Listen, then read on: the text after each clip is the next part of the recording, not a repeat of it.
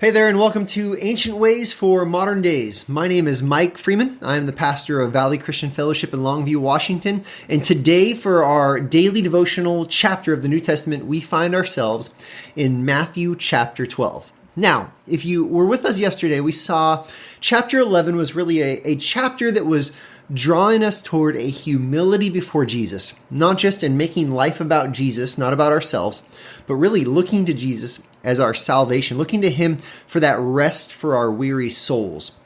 And now, chapter 12, we begin to see the different kinds of responses that people may have as they're called to that kind of humility before Jesus.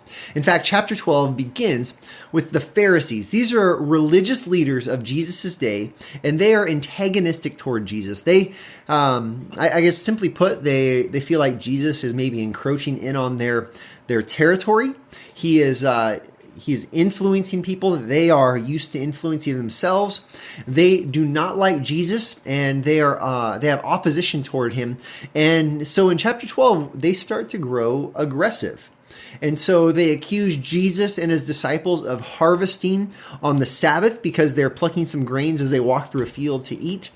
And so this animosity, this tension begins to build, and Jesus says things like, verse 7, He says, "If you had known what this means, I desire mercy and not sacrifice, you would not have condemned the guiltless." And so Jesus, here his response is, you guys, you're missing the point completely. You are so focused on making sure you're doing everything right, and maybe even catching others who are not.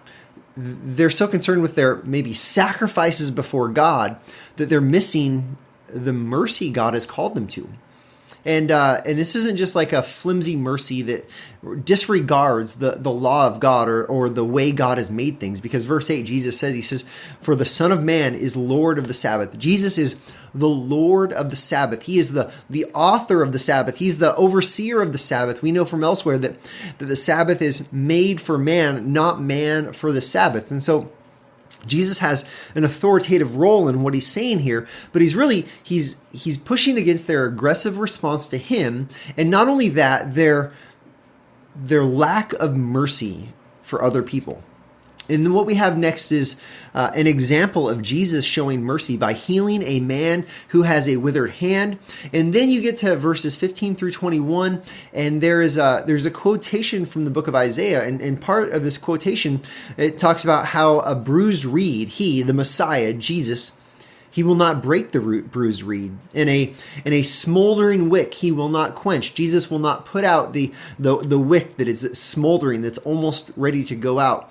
And really, this is the Pharisees have no mercy, and then Jesus shows mercy to a man with a withered hand, and then Jesus, He explains that the prophet Isaiah, in his prophecy almost 800 years before Jesus' birth, it was a prophecy that was detailing how the Messiah He'd be merciful. He would be gentle toward the bruised reed. This is a reed that is bruised, and instead of being broken and discarded, the idea is that the Messiah will be gentle toward it. He didn't come to beat up those who are already beat down. He didn't come to make life harder on those who are barely hanging on. Jesus came to be this fulfillment of showing mercy, ultimately through His sacrifice. He came to redeem those who were beat down, and those who were the bruised reed, and those who are the smoldering wick. And so today, I think that this might meet us in a few different places. I think the first place we need to check our heart against is to say, are we like the Pharisees when it comes to those who are the bruised reed and the smoldering wick? Are we like the Pharisees who are so good at looking out and making sure that no one else is doing anything wrong that we might miss the heart of God for people? We might miss that God is a God of justice, but God is a God of mercy, and Jesus is the ultimate fulfillment of both the justice and the mercy of God through His sacrifice on the cross.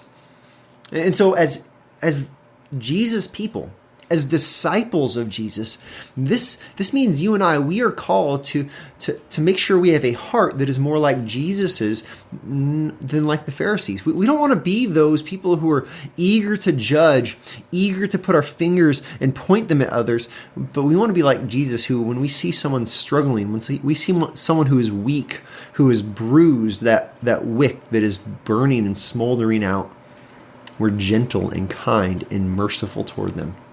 I think that's one of the places we need to examine our hearts. But the second then is maybe we are not the Pharisee, maybe we are the bruised reed. Maybe we find ourselves in that position of being that smoldering wick, that person who is feeling beat up and broken, that person who is in great need of mercy. Maybe you're bruised and you're smoldering because you kind of crash landed. You've been living a life of rebellion against God. You have not been doing the things that God's called you to, and you're facing some of those natural consequences, and you feel beat up and beat down. I want you to hear Jesus and his invitation to come and receive his mercy. His invitation to turn away from your sin and your evil desires, to turn away from whatever idol it is you might be clinging to turn away from your own self-reliance and your pride, maybe your anger or your lust, and turn toward Jesus. Find his gentleness and his mercy. Remember the previous chapter, Jesus, he wants us to come and be humbled before him. And so this might be the moment where you just say, Jesus, I'm messing up all over the place. I'm sinful in my attitudes and my actions and my words. Maybe it's I'm sinful because I'm judgmental like the Pharisees and I'm always looking down on others. But here's what I really want to call you to. I want you to call you to Jesus and his mercy. I want to call you to Jesus and his gentleness. I want you to come to Jesus and find the rest that we saw he promises in chapter 11. And then in chapter 12, we find this moment of Sabbath where Jesus is the Lord of the Sabbath, which is that day of rest. Come and find your rest in him. Stop trying to hide. Stop trying to, as we said yesterday, be good enough and try harder. Just simply come and trust in the mercy and grace of Jesus. Come and find the renewal that it is Christ himself, especially in the work that he's completed in his death and resurrection. This is our ancient way for our modern day. Our ancient way is to find the gentleness and the mercy of the Messiah, Jesus Christ. Come today. Come and find Jesus and his gentleness and mercy.